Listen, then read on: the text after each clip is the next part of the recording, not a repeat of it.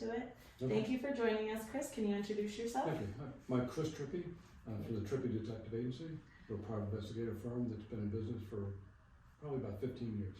Wow. So you're based out of Albany, but you were saying you kind of got your start in this business in Rockland County, right? Right. And there, my father was pulled him out of retirement. He was a detective in New York City for 20 years, and we worked together for a number of years down there, and then I brought the business up here. I'm sure that was a shift for him going from working as a New York City police officer to then a private investigator, right? It was. He was a little apprehensive about it because, you know, to him it was a business and he wasn't sure how to approach it. Yeah. But between the two of us, because I have business experience and with his detective, it made a good team. Awesome. Yeah. So tell us a little bit about how your agency's been since you've been in Albany. Talk a little bit about your investigators and what you guys do. Sure. So I have about 5 people. Wayne Flores, he's a retired New York State trooper. He was a first sergeant there for over 20 years. And he was one of the first guys that I brought on up here. And we did a lot of good cases. Well, we do a lot of good cases with all of them. Yeah. And Don Favalaro, he was retired from the Army. He was in the Criminal Investigation Division. I have Charles Fisher. He was a detective up in Saratoga. He did undercover work for the drug unit. Oh, wow. Yeah. And then Terry Markham, also a investigator for one of the sheriff's departments. And Jason Winters and Jennifer Gambino. They're both sheriffs. Jennifer was a K-9 unit, so she's another service I can offer for missing persons. And awesome. Well, it sounds like you've got definitely various skill sets and backgrounds, and I'm sure that serves well in your work. It really does. I mean, they're all good investigators, but they all do have a specialty. So like Terry, he does very good with, he has auto forensics and phone forensics. So we get a lot of cases like that if you need to get into a phone and pull out any kind of evidence from that. I'm sure that's popular in this day and age for sure. Absolutely. And I believe that we're probably one of the few investigators that have that software and capability in New York State. Because he was trained by the Secret Service. Wow. And he got the software, the hardware to do it, and he's very good at it. So when do people, I want to go back a little bit about your services that you offer, but sure. When would a person turn to a private investigation agency? What are some of the reasons that people come to you for consultations?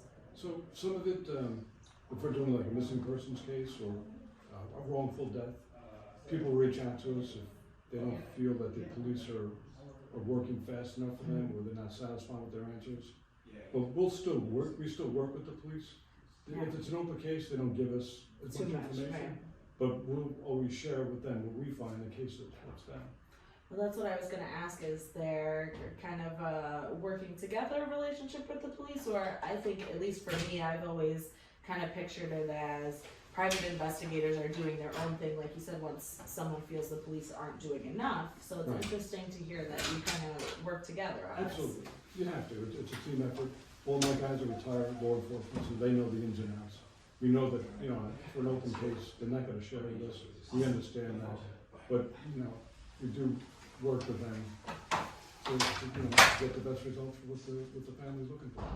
So I saw you have some drone experience. We've talked about missing persons and K-9, and so let's go back a little bit and rewind back to sure. Kind of the services that you offer, and then we can talk about how some of those have been used. Okay, sure. So missing persons is one of them. Wrongful death. We do the forensics again for the phones and auto, and that helps tracking in any kind of criminal case where you can see the whereabouts of where a person has been. Yeah. The drone we use in different scenarios. It could be for missing persons. We have used it for that. Sometimes if we do for businesses, they want to see what's going on with their competition, or they want to see if they're going to take over a company. Do they have the volume of business that they truly say that they have? Sometimes there's equipment that if a business is going out of business and they're owed a lot of money, they want to know where that inventory of equipment's going.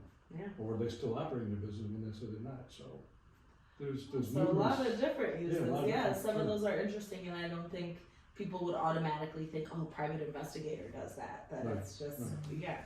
So that's great. So let's talk about some of the times that you've used those. Obviously, we'll keep details sparse Right. for protections and legal purposes. But tell us how you've used. I know we just talked about the drone, but what kind of successes have you seen with your agency? Pretty good. I'd say very good. Yeah. There's some cases we still have open. They've been open for a while for a missing woman. It's over. Well, she's been missing 2 years. I've been working on the case for maybe a year and a half. And we've pulled out all of our tools to go for. We used the drone. We did auto forensics. The old-fashioned, you still have to go out there, interview. Yeah. It's so important, the information you get from possible witnesses and so forth. We've done surveillance on it. And the K9, we've done out a couple of searches where we thought we had some leads where, she may have been lost on a trail or something. So actively working in all different aspects, it seems. So this is why we love editing, because I just had a question and there it went. Let's talk about, so it seems like you guys are doing all these different activities, and not activities, but you're working on all these different techniques and tactics, and it doesn't feel like the old school thought of the PI hiding in the bushes, peeking through your window. Right. Like, tell us, how private investigators help in these situations and how they can help people who may have not thought Sure. to come to you. So we do surveillance. I mean, that is a good part of our business. Yeah. And it's a matter of, we do like for child custody case, when maybe the judge ordered one parent stay away from the family or from the spouse, or the child for one reason or another. So we do surveillance on that, and we're pretty good. We have a lot of different equipment that we can do that. And we run cameras sometimes for, days, 4 days, 5 days in a row. And that person will show up. Yep, and there it is. And there it is. So.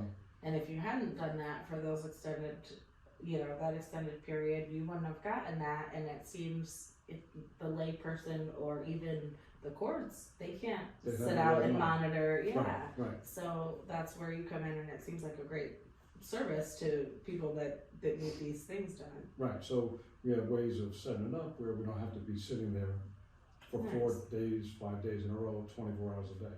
Right. It's just not practical. Yeah, But well, we and have the especially in equipment. 2025, Yeah. there are so many different ways to do things like that.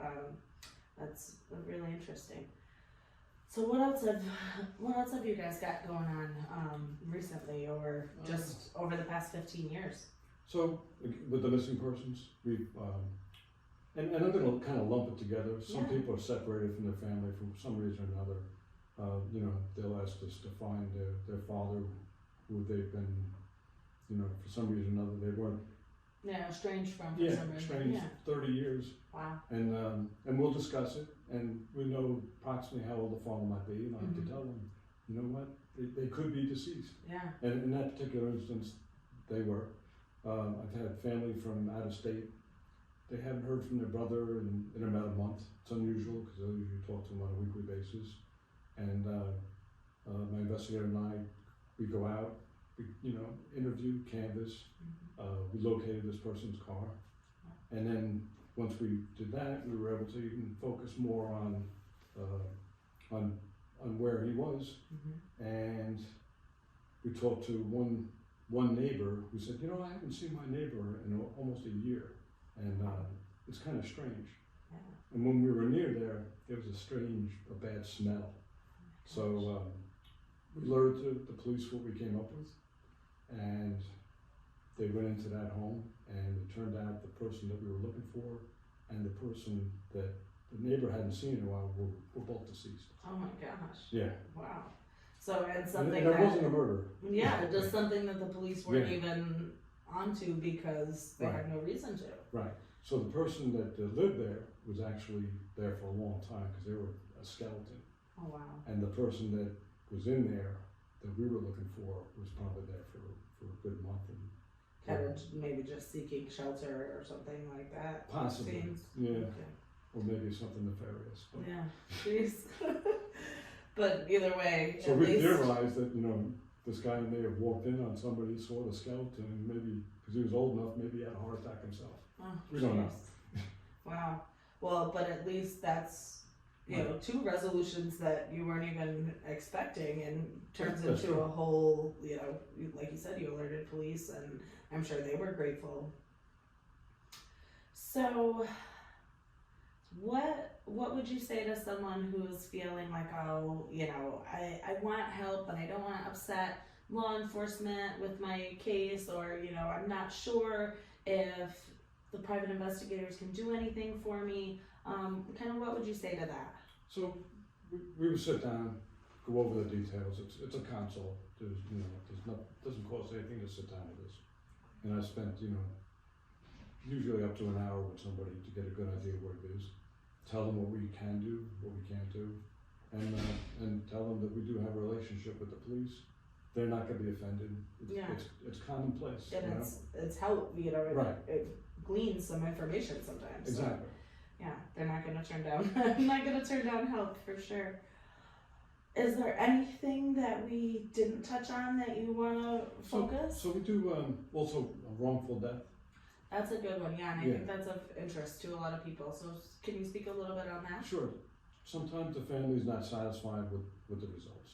They can have a toxicology report, they can have an autopsy, but they feel still that some part of it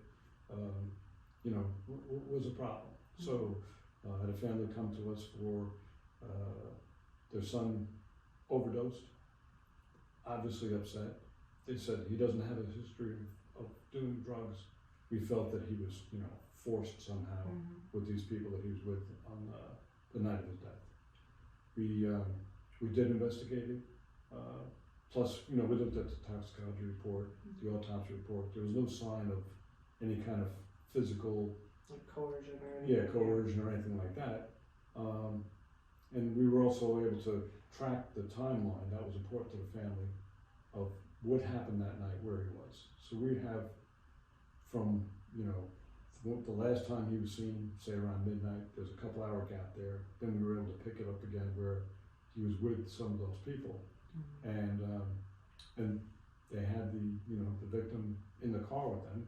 And I don't know if that's the right word. I'll say negligent, because they didn't take him for medical help right away. Right. There was delay. They stopped here, they stopped there, and it was just, But at least you were able to find that, I find talking to missing persons families that even when there is resolution sometimes where the person is found or the remains are found, there are still so many questions about what happened leading up to that. And I think that really, I've heard many times that closure doesn't really exist in those kind of cases, but at least there's less questions and, there's something to hold on to there. Exactly. Like you said, they'll never be satisfied because they lost a loved one. Right. And, it's unfortunate.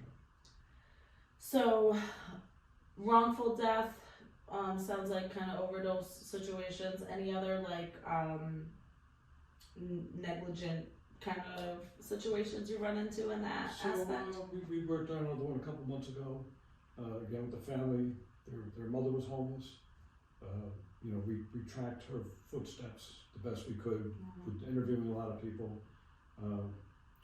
We were able to dispel a lot of people that they thought were witnesses, but we dispelled it because those people were drug addicts themselves, and their story just didn't measure up. Yeah. So I don't know if they were satisfied with that, but because they thought that the body was moved from one location to another, and I just don't think that was the case. Now, how has the family's reception been in certain cases like this, where you give them something but maybe it wasn't the answer they're looking for? Kind of how do you deal with that? You just have to explain it the best you can. Yeah. And again, it goes back to they're wanting to accept what happened, and that's. Yeah, I think that's probably tricky for a lot of people. It is. So, how, I had a question because I'm sure we have viewers that span quite a bit in New York and some over into Massachusetts and Vermont. How far out, does your reach go being based in Albany? What's the farthest, case that you would work on? So I'll do that in reverse. So we have a lot of people from out of state Yeah, that will reach into Albany, into me to help them work on the case. wow, It could be, you know, insurance companies, other private investigators, attorneys, so they'll come to us for that. As far as my reach, we can go pretty much, I belong to associations that are nationwide and also worldwide. wow, And you have a lot of contacts with that.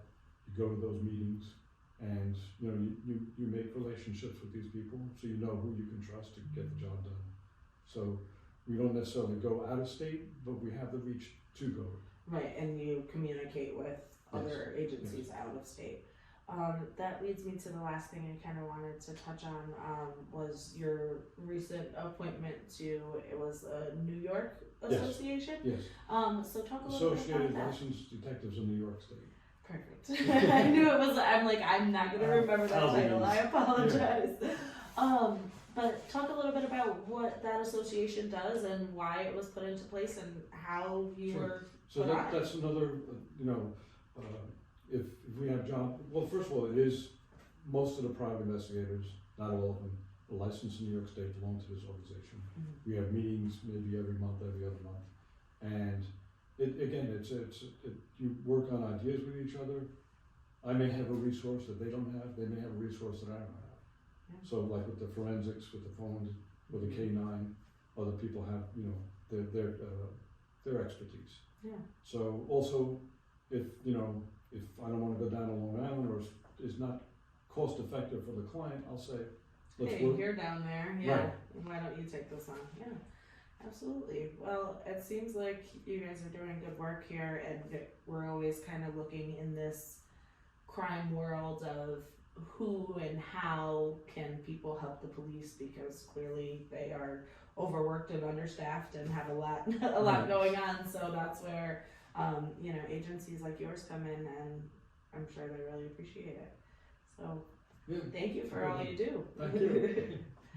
All right, unless there's anything else we missed, I think that's. I think we covered a lot. I know you had an interest in, we talked about the businesses, child custody, and the wrongful death, so I think, you know, That's pretty good. I mean, we do cover a lot of things where, you know, parents may hire us they don't like who their son or daughter may be dating, they have a sketchy background, we'll look into that. Well, I think that's, for at least for me, or like an affair, like that's the first thing I think of when I think of private investigator, that someone hires you because they're afraid their husband is cheating, or you Right. know, but We do that's get not all those, you do. that's not the bulk of our cases. We don't necessarily like them, but we do them.